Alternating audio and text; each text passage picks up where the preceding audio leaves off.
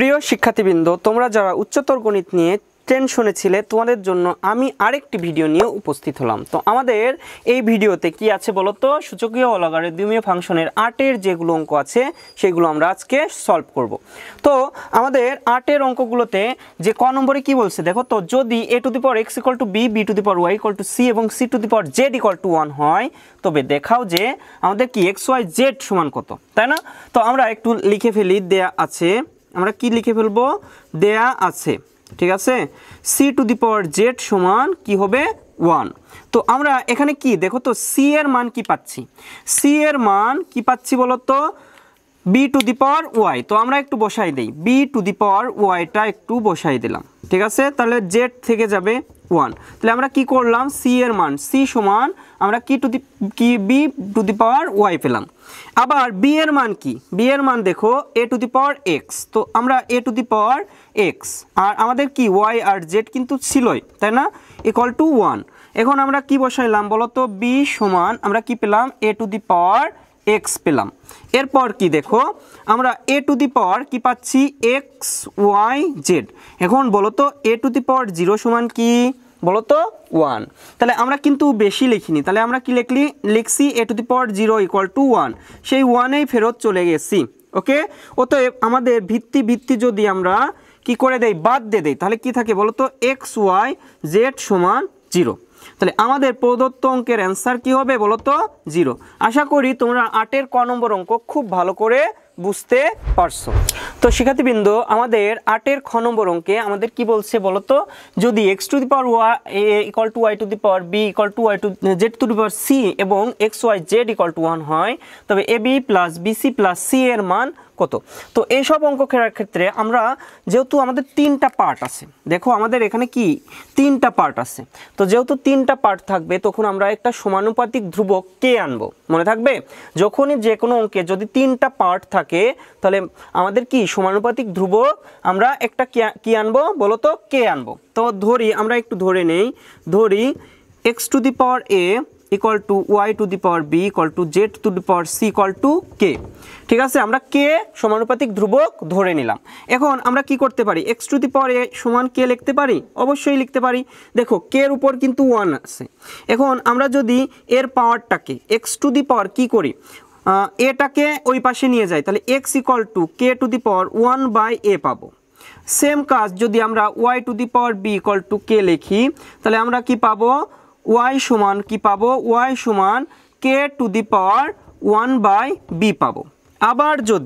আবার কি করি, z to the power c সমান কে ধরি, তাহলে আবারও সেই একই মান পাবো। তাহলে z সমান কে টু দি পাওয়ার 1/c। তো এইটুকু তোমরা খুব ভালো করে আশা করি বুঝতে পারছো। তাহলে আমরা এখানে কিন্তু কি পাইছি, যে x এর মান পাইছি, y এর মান পাচ্ছি আর z এর মান পাচ্ছি, তাই না। এখন আমরা কি করব, এই x y z এর মান, এই যে আমাদের প্রদত্ত আমাদের দেয়া আছে কি x y z সমান 1, অতএব আমরা কি x y z সমান আমরা কি লিখতে পারি, 1 লিখতে পারি। আমরা কি লিখতে পারি, 1 লিখতে পারি। এখন x এর মান আমরা কি পাইছি বলো তো, কে টু দি পাওয়ার 1/a। আবার y এর মান কি পাইছি, কে টু দি পাওয়ার 1/ কি পাইছি b। আবার কি পাইছি, কে টু দি পাওয়ার z এর মান 1/c ইকুয়াল টু 1। ওকে, বুঝতে পারছো।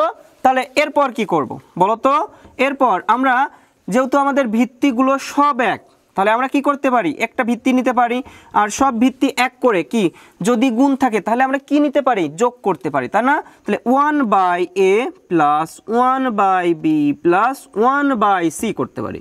আর এই পাশে কি কে টু দি পাওয়ার কি লিখতে পারি, 0, মনে থাকবে, কারণ কি k to the power 0 equal to 1, তাই না। a to the power 0 equal to 1, 2 to the power 0 equal to 1, তাই না। তাহলে আমরা যেহেতু ভিত্তি যখনই এক হয়ে যাবে তখন কি দুই পাশে থেকে ভিত্তিটাকে কি বাদ দিয়ে দিতে পারি। তাহলে আমাদের এখানে কি থাকে, 1/a plus 1/b plus 1/c equal to 0। এখন আমরা কি করতে পারি বলো তো, আমরা কি করতে পারি, আমরা লসাগু করতে পারি। তাহলে আমাদের লসাগু কি হচ্ছে, a b c। এখন a চলে গেল, কি থাকে বলো তো, bc প্লাস b চলে গেল, কি থাকে ac প্লাস c চলে গেল, আমাদের কি থাকে ac থাকে, সরি a b থাকে, ওকে ইকুয়াল টু 0। এখন আড়াআড়ি গুণ করলে কি হচ্ছে A B plus BC plus CA সমান কি হবে 0।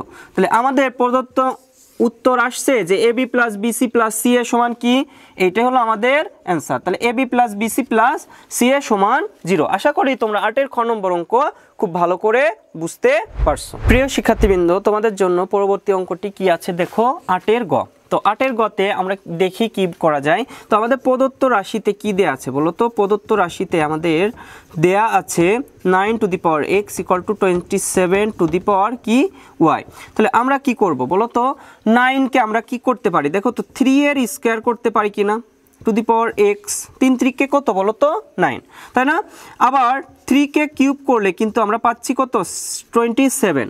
দেখো আমরা কি পাচ্ছি, 3 3কে 9, 3 9 27। তো আশা করি বুঝতে পারছো।